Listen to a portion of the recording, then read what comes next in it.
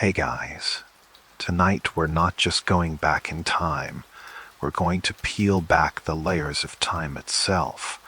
We're going to whisper into the silence of the desert, where stone remembers more than history books ever could. So, dim the lights.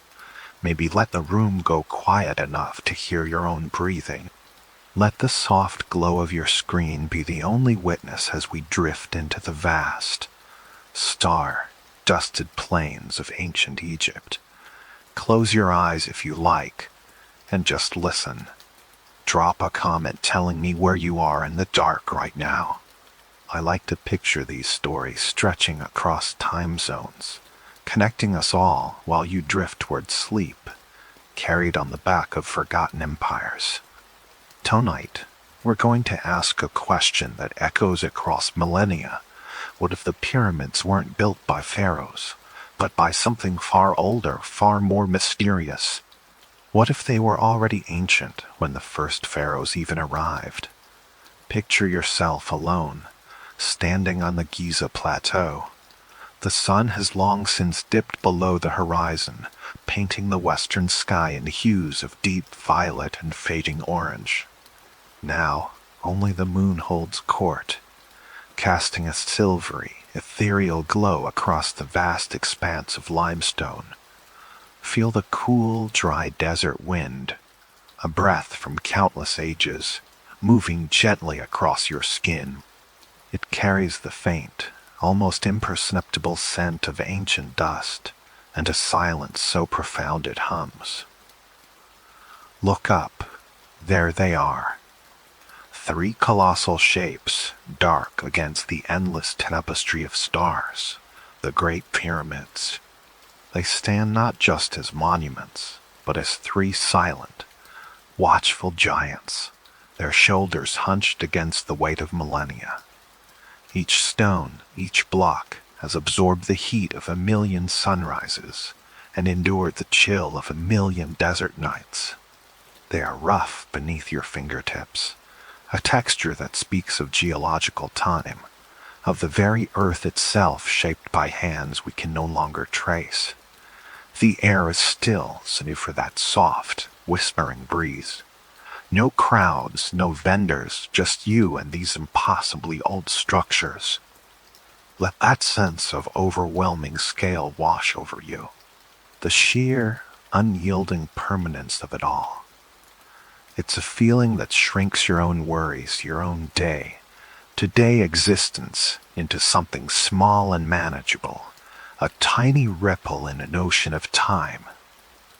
In this vastness under this ancient sky, your mind can finally begin to let go, to expand, to truly relax. These stones have witnessed the rise and fall of civilizations, the birth and death of stars. They simply are, and in their silent presence you too can simply be. For generations we've been told a story, a simple, linear narrative, the Pharaohs. These mighty rulers commanded armies of laborers to build these colossal tombs. Khufu, Khafre, Menkaure. Their names are etched into our history books, synonymous with these monumental structures. But what if that story, the one we've been so comfortably told, is incomplete? What if it's a convenient simplification, masking a truth far more astonishing, far more ancient? Imagine yourself not under the open sky, but in the hushed climate, controlled archive of a museum. You are wearing soft cotton gloves, and before you, carefully preserved, is a piece of history known as the inventory stela. It is a small, unassuming slab of stone, covered in delicate hieroglyphs, unearthed from the sands near the Great Pyramid itself. Now, listen closely to what these ancient carvings whisper across the ages. This stela, attributed to Khufu, the very pharaoh credited with building the Great Pyramid towels, tells a different tale. It doesn't boast of construction. Instead, it describes Khufu discovering the Great Pyramid. It speaks of him finding the Temple of Isis next to the Sphinx. It records him ordering a restoration, a repair, a renovation of these existing structures, not their original construction. Think about that for a moment. The very pharaoh we believe built the Great Pyramid is, in his own words, merely a restorer, a conservator of something already ancient, something already sacred. When he came to power, he found these wonders. He didn't create them. This isn't just a subtle nuance. It is a seismic shift in our understanding. It is a crack in the foundation of accepted history. If Khufu didn't build it, then who did? Who were the true architects of these impossible structures? The silence of the desert seems to deepen, holding secrets that stretch far beyond the reign of any pharaoh. To even begin to answer that question, we must journey deeper into the mists of ancient Egyptian mythology, beyond the pharaohs and their dynasties, into a time that resonates with a profound sense of loss and wonder. We must speak of Zep Tepi, the first time, the Golden Age. It's not just a myth, it's a foundational memory embedded in the very soul of ancient Egypt. A time before time as we understand it. This was the era when the Netiru, the gods, walked among humanity. Not distant, abstract deities, but beings of immense power and wisdom who directly ruled over the land of Kemet. They were the first kings, the first teachers, the first engineers. Imagine a world where the lines between the divine and the mortal were blurred, where knowledge flowed directly from celestial beings to nascent human consciousness. The ancient texts, the temple inscriptions, the oral traditions, all speak of this era with a reverence that borders on awe. They describe a time of unparalleled harmony, advanced understanding, and a mastery over the natural world that far surpasses anything we attribute to later pharaonic dynasties. Some texts even hint that the very geography of Egypt was different then, that the Nile itself might not have flowed in the same direction, or that the climate was far more temperate, lush, and alive. The pyramids, under this lens, are not the peak of pharaonic ambition, but rather the last enduring echoes of Zep Tepi. They are not tombs built for mortal kings, but perhaps something far grander, far more functional. Relics of a lost golden age, a legacy bequeathed by the Neteru themselves, a testament to their presence and their knowledge left behind as the gods slowly withdrew, leaving humanity to navigate its own path. It's a story whispered from stone to sand, from myth to memory, a story of structures so ancient, so sophisticated, that they predate the very concept of a pharaoh. They are the silent witnesses to a time when gods and mortals shared the same breath, a time lost to the sands of forgetting, but eternally preserved in the colossal stones of Giza. Let that thought settle, like the fine desert dust, gently, softly, as you drift further into the quiet depths of history. The silent gaze of the Sphinx, half buried in the shifting sands, holds secrets far deeper than its weathered stone suggests. For centuries we've been told a story that the Sphinx was carved by the ancient Egyptians, perhaps by Pharaoh Khafre himself to guard his pyramid. The desert winds, we are assured, have sculpted its features over millennia, polishing the stone, eroding its form into the iconic shape we know today. But what if the desert wind isn't a primary sculptor? What if the true artist was something far more ancient, something that fell from the sky, not blew across the sand? Imagine standing very close to the Sphinx, closer than any tourist is usually allowed, Run your gloved fingers over its massive paws, then slowly move your hand up to its chest, tracing the contours of its worn body. You begin to notice something peculiar. The erosion patterns aren't what you'd expect from relentless wind and sand. Wind abrasion tends to create sharp, angular cuts, pitting and sandblasting surfaces into crisp, defined shapes, especially at ground level where the sand is most active. But here, on the Sphinx, the erosion is different. It's softer, more undulating, characterized by deep, vertical grooves and rounded, almost scooped out hollows. These are the unmistakable hallmarks of prolonged water erosion. Not a gentle drizzle, but torrential, sustained downpours. Consider the geological evidence, first brought to prominence by Dr. Robert Scotch, a geologist from Boston University. He meticulously studied the bedrock enclosure of the Sphinx, the very quarry from which its colossal form was carved. What he found there, and on the body of the Sphinx itself, were these distinct wavy erosion patterns. They are not horizontal striations left by wind-blown sand, but deep, vertical channels that could only have been carved by thousands of years of heavy rain running down the stone. Imagine the sheer volume of water required to sculpt rock on this scale, to leave such an indelible signature. It speaks of an era when the Giza Plateau was not the arid desert we know, but a verdant, fertile land, lush with vegetation, crisscrossed by rivers and subjected to seasons of intense rainfall. Now, pause and let that image settle. A green Sahara, a sphinx not in a desert, but standing in a landscape alive with water, perhaps even in a marshy environment. When was the last time the Giza Plateau experienced such a climate? Geoclimatic data tells us that the last period of significant sustained rainfall in this region ended around 10,000 to 8,000 BCE. Before that, the climate was indeed much wetter, characterized by monsoon, like rains that would have transformed the barren plains into a thriving savanna.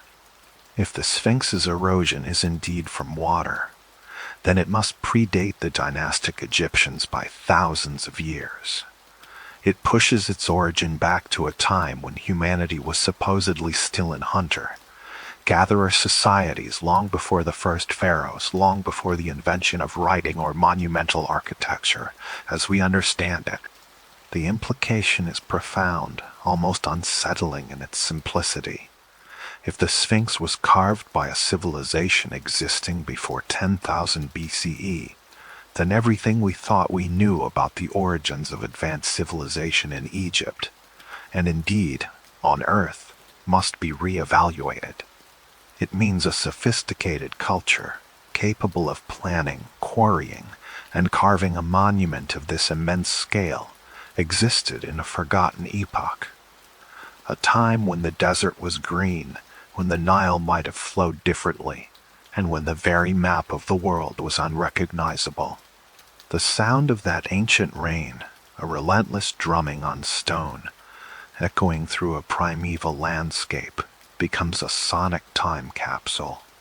It whispers of a lost world, a world where the Sphinx stood not as a guardian of pharaohs, but as a silent witness to a civilization that vanished, leaving only these watermarks as its testimony.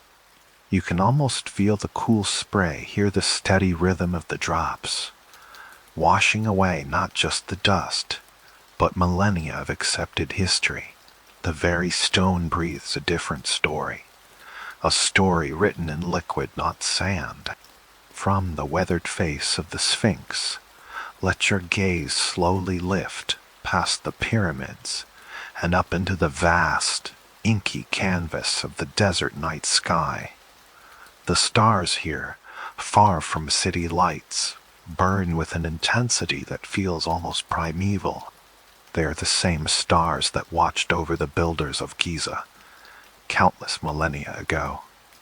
Among them, three bright points of light stand out, forming a distinct line in the celestial tapestry. The three stars of Orion's belt, Suti, Alnitak, Alnilam, and Mintaka.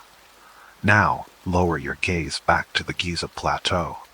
Observe the three great pyramids, Khufu, Khafre, and Menkaure. For generations, people have marveled at their monumental scale, their precise orientation to the cardinal points. But it wasn't until the late 20th century that a more astonishing correlation began to emerge. One that links the ground beneath your feet to the distant heavens above. This is the Orion correlation theory, a concept that suggests the alignment of the three main pyramids of Giza is not merely coincidental, but a deliberate, perfect terrestrial map of Orion's belt. Picture it. Khufu, the largest, corresponds to Alnitak, the brightest star in the belt. Khafre, slightly smaller, aligns with Alnilam. And Menkaure, the smallest and slightly offset, mirrors Mintaka, which is also subtly offset from the perfect line formed by the other two. The precision of this alignment is breathtaking. It is not just three objects roughly in a line. It is a scaled, mirrored representation of a specific celestial configuration. The distances between the pyramids, their relative sizes, and their slight deviation from a perfect diagonal line all correspond with remarkable accuracy to the stars in Orion's belt. But here's where the cosmic clock truly begins to tick. The stars in our night sky are not static. Due to a phenomenon called precession of the equinoxes, the Earth's axis slowly wobbles, causing the apparent position of the stars to shift over vast periods of time. So, while Orion's belt is always recognizable, its exact position relative to the horizon and its precise alignment with the Giza pyramids changes over millennia. Scientists and astronomers have calculated that there is only one specific point in time when the alignment of the Giza pyramids with Orion's belt was truly perfect, when the terrestrial mirror on the ground precisely reflected the celestial blueprint in the sky. That moment, that single cosmic snapshot, occurred around 10,500 BCE. Let the implications of that date wash over you. It is the same approximate time frame suggested by the water erosion on the Sphinx. Two completely different lines of evidence. Foodie geology and archaeoastronomy. Foodie converging on the same impossibly ancient era. It suggests a civilization with an incredibly sophisticated understanding of astronomy, capable of tracking the subtle shifts of the heavens over thousands of years, and possessing the engineering prowess to translate that knowledge into monumental stone architecture. They weren't just building tombs, they were building a star map, a giant observatory, a sacred geometry that connected the earth to the cosmos. Imagine those ancient architects, not with simple tools, but with a profound knowledge of the precession, perhaps even a forgotten science that allowed them to chart the celestial movements with uncanny accuracy. They were laying out a plan that would endure for tens of thousands of years, a message encoded in stone and starlight, waiting for us to rediscover its meaning. The ground became a canvas, the stars became their guide. As above, so below, whispers an ancient Hermetic axiom. And here, on the Giza Plateau, that axiom is etched into the very landscape. The pyramids are not just buildings. They are a bridge between worlds, a physical manifestation of a cosmic idea. Feel the stillness of the night, the vastness of the universe above. The three pyramids stand in silent communion with their celestial counterparts, a perfect reflection suspended in time. It's a vision that brings a profound sense of order, a grand design that transcends human history. This celestial symmetry, this precise mirroring of heaven on earth is profoundly calming. It speaks of a universe that is not chaotic but ordered, beautiful, and deeply interconnected. Your mind can drift, knowing that even in the vast expanse of time and space, there is a fundamental harmony, a perfect reflection. Now let's descend from the celestial alignments and focus on the sheer, mind-boggling physicality of the Great Pyramid itself, the largest of the three at Giza. Forget for a moment the theories of ancient gods or lost civilizations. Just consider the cold, hard facts of its construction and try to reconcile them with the tools and knowledge we attribute to the dynastic Egyptians. The Great Pyramid of Khufu stands as a monument to impossible precision. Its base covers an area of over 13 acres, roughly the size of 7 city blocks, and it is aligned to true north with an accuracy that beggars belief, a deviation of only 3/60ths of a degree. To put that into perspective, that is less than 1/20th of a single degree. Modern engineers, with all their laser-guided instruments and satellite positioning systems, would struggle to achieve such a precise alignment on a structure of this scale. Imagine attempting this with nothing more than astronomical observations, plumb bobs, and ropes. It implies a mastery of geometry, surveying, and astronomy that far exceeds what is typically taught about ancient Egyptian capabilities. And then there are the stones. The Great Pyramid is estimated to contain approximately 2.3 million individual blocks of stone. Each block, on average, weighs about 2.5 tons, equivalent to the weight of 2 average-sized cars. But many blocks, especially those forming the core and the internal chambers, are significantly larger, weighing upwards of 15 to 20 tons. The sheer logistics of quarrying, transporting, and lifting these millions of colossal stones into place is staggering. How were they cut with such precision from the quarries, some miles away? How were they moved across the desert? And how were they then lifted hundreds of feet into the air, layer upon painstaking layer without the use of wheels, iron tools, or sophisticated pulley systems? Run your fingers in your mind's eye over the surface of these ancient stones. Feel their cool, solid mass. Now imagine the joints between them. This is where the impossible precision truly reveals itself. The fitting of these massive blocks is so exact, so tight, that in many places you cannot insert a razor blade or even a piece of paper between them. This isn't rough masonry. This is akin to fine joinery on a monumental scale. How do you achieve such flush, perfect seams with brittle copper tools and brute force? It suggests a cutting and shaping technology that allowed for tolerances measured in fractions of a millimeter, applied to stones weighing multiple tons. This level of exactitude extends beyond the external casing and into the pyramid's internal structure. The passages and chambers within are aligned with similar precision. The descending passage, for instance, points directly to the pole star Thuban, as it would have been around 2500 BCE. The ascending passage and the grand gallery are marvels of engineering, with their corbelled ceilings and perfectly flat floors. There is an inherent order, a meticulousness in every detail that transcends mere functional construction.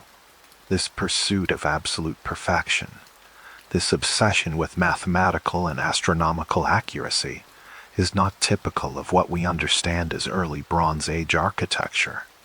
It speaks of a purpose far beyond a simple tomb. It hints at a deep understanding of physics, mathematics, and even metaphysics, embodied in stone.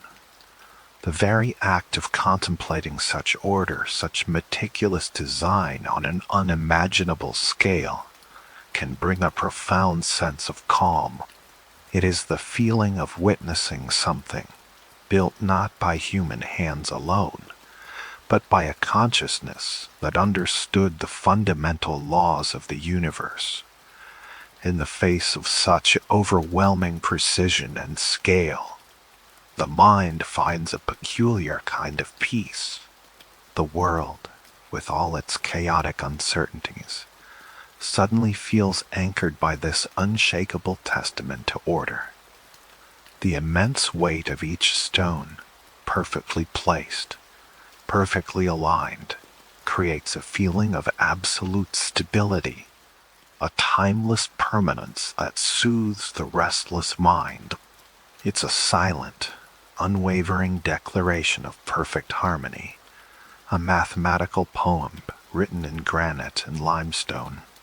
Let the numbers, the dimensions, the impossible alignments settle into your consciousness like the slow, steady rhythm of a heartbeat, each beat a testament to an ancient, perfect design.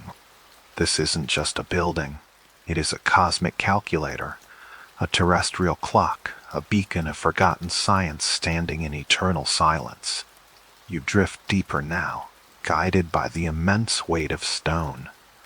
Inside the Great Pyramid, a journey upward leads to the king's chamber. Here above your head, spanning the entire width of the room, are the colossal rose granite beams, 70 tons each. Imagine that, each one a solid mass, the color of a desert sunset, smoothed by forgotten hands. 70 tons, lifted to a height of dozens of meters. How? In a time before the wheel was commonly used, long before the invention of pulleys or cranes as we know them, before any known technology that could accomplish such a feat. Think of the sheer, unyielding force required. The raw, brute strength, or was it brute strength at all? Picture the ancient workers, perhaps not straining with ropes and ramps, but standing in quiet reverence, watching these immense blocks defy gravity. What if it wasn't about muscle, but about understanding, about a lost knowledge of the world's resonant frequencies? The hum of the earth amplified, the specific vibration that could loosen the grip of gravity, just enough. Acoustic levitation. The idea sounds like science fiction, yet the evidence of impossible lifts remains etched in the very stone. These are not just building materials. They are questions cast in granite, a silent testimony to a technology that speaks not of slow, human progression, but of sudden, almost divine intervention, a forgotten blueprint for manipulating reality itself. The stone feels cool to the touch, smooth as polished glass, yet holds the impossible weight of an unanswered riddle. It waits there, suspended, a silent challenge across millennia. And the mysteries don't stop at Giza. Let your mind wander slightly south, to Saqqara. Beneath the desert sands, a labyrinthine underground complex known as the Serapeum holds another impossible secret. Here, in darkened chambers, are more than 20 enormous sarcophagi. Not for pharaohs, but, we are told, for sacred Apis bulls. Yet, these are no ordinary coffins. Each one is carved from a single block of black granite, weighing over 100 tons. 100 tons of solid rock. Run your mind's eye over their surfaces. They are polished to a mirror, like sheen reflecting the faint glow of your imagination. The corners, the edges, are cut with a precision that defies explanation. Laser-level straight lines, perfect right angles. If you were to place a modern engineer's square against them, it would fit flawlessly. Or were these colossal, perfectly machined boxes created without diamond-tipped tools, without precision grinders, without the kind of technology we associate with the industrial age, let alone the Bronze Age? The sheer scale of the work, the flawless execution, it feels less like craftsmanship and more like manufacturing. These aren't just decorative containers. They feel functional, almost industrial. The cold, smooth granite whispers of a purpose far grander and far more technical than simply housing the remains of a bull. Could they be components of a vast, forgotten machine? A system designed for something we can no longer comprehend. Imagine the low hum they might have once emitted, deep beneath the earth, a vibration that resonated with the very core of the planet. They stand in silent rows, these black boxes, a testament to a forgotten science, waiting for a lost power source to bring them back to life. Who then held this knowledge? Who possessed the skill to carve and lift and align these megalithic wonders? The ancient texts speak of the Shemsu Horti, the followers of Horus. These were not ordinary men. They were the bridge, the living link between the golden age of the Neteru, the gods themselves, and the dawn of the pharaonic dynasties. Semi-divine beings, priests, kings, or perhaps simply the last inheritors of a profoundly advanced civilization that had been swept away by catastrophe. They walked the earth when the memory of the gods was still fresh, when the blueprints for Giza were not mystical symbols, but practical instructions. They guarded the sacred knowledge, but wisdom contained in the mythical Book of Thoth, which was said to hold the secrets of the cosmos, the very code of creation. Picture them, moving through the nascent settlements along the Nile, their eyes holding the memory of a world that had fallen, their hands still capable of understanding the divine geometry.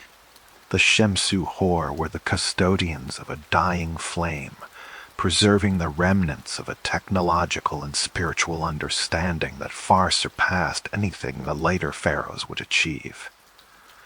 They weren't builders in the sense of starting from scratch. They were preservers, restorers, guardians of a legacy. They understood the true purpose of the pyramids, not as simple tombs, but as something far more profound. They waited patiently for a time when humanity might once again be ready to comprehend the sheer scale of the inheritance they guarded. Their whispers echo in the silent stones, a promise of forgotten truths, a blueprint for a future that was once a distant past. It's a story we've been told, a narrative carved into our collective memory. The pyramids were tombs, grand, opulent resting places for pharaohs designed to shepherd their souls into the afterlife. But what if that story, so widely accepted, is merely a convenient simplification? What if the truth is far more complex, far more ancient, and far more awe-inspiring? Consider the sheer scale. The Great Pyramid of Giza, for instance. For millennia, it was the tallest man-made structure on Earth. 2.3 million blocks of stone, each weighing an average of 2.5 tons, meticulously placed. And within this colossal structure, we find nothing. No mummies, no gold, no funerary inscriptions beyond a few quarry marks hidden deep within. The chambers are stark, geometric, and profoundly empty. If this was a tomb, it was a tomb unlike any other, designed not for burial but for something else entirely. Imagine standing inside the king's chamber. The air is still, heavy with the scent of ancient dust and granite. The massive sarcophagus, also empty, resonates with a strange low hum if you tap it. It is not a coffin designed for a human body. It's too large, too perfectly aligned within the chamber. It feels less like a vessel for the dead and more like an instrument, a resonant chamber waiting to be activated. What if the pyramids were not monuments to death, but machines for life, or perhaps for a different kind of life, a transcendent state of being? The ancient texts, when stripped of later interpretations, often speak of ascension, of a journey beyond the physical realm. Could the pyramids have been designed as sophisticated devices to facilitate this journey? To act as a sort of cosmic tuning fork, a vibrational amplifier for consciousness. Picture the pyramid not as a static structure, but as a dynamic, energetic system.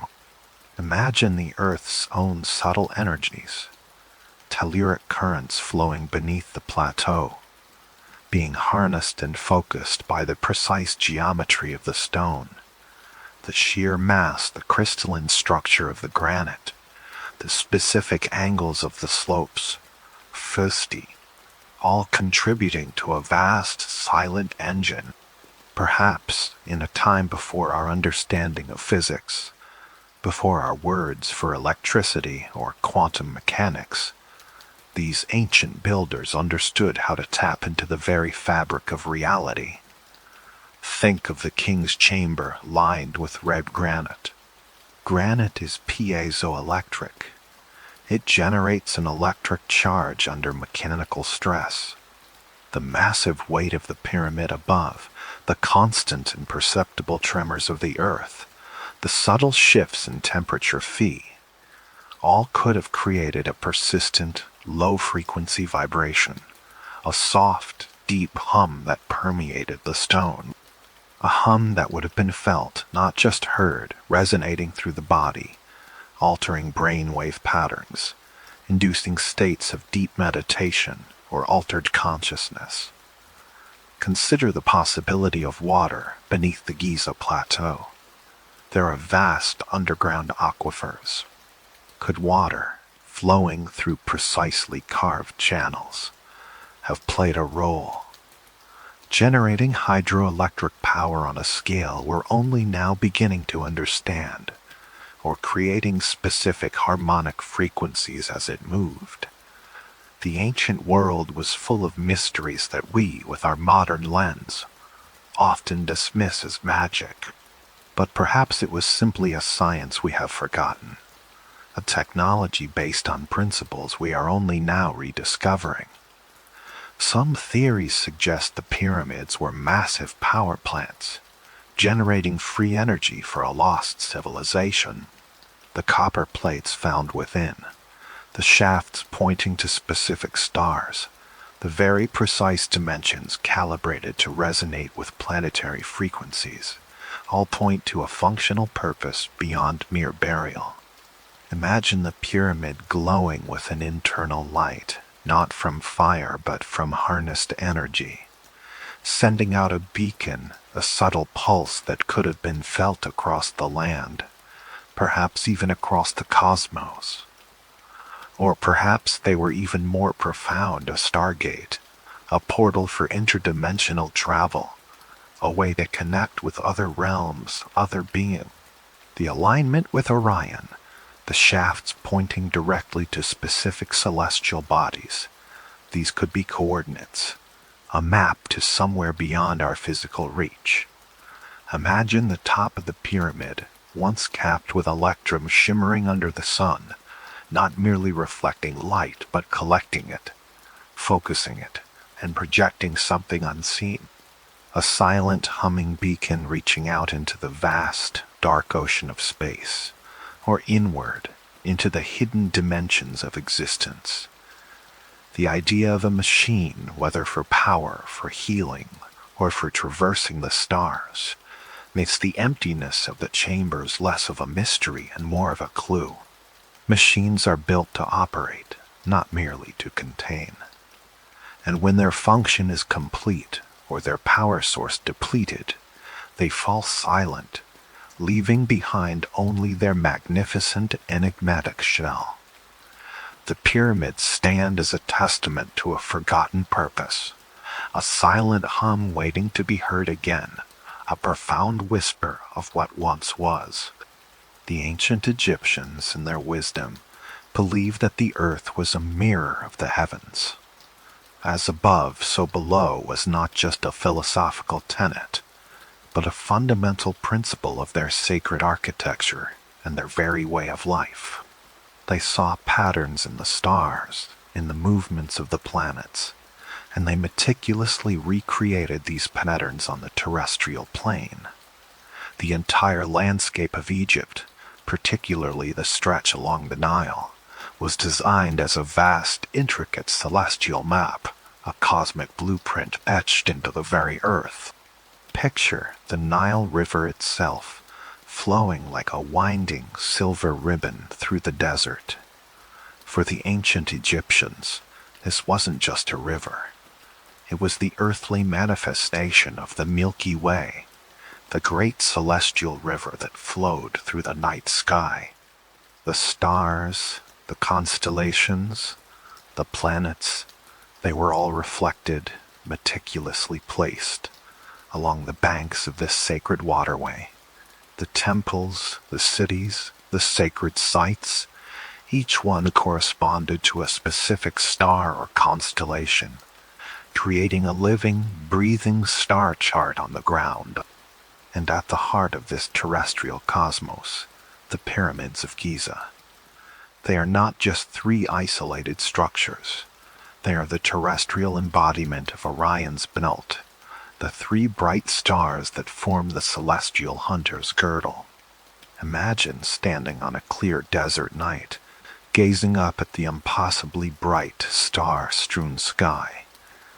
Then look down at the dark, silent forms of the pyramids.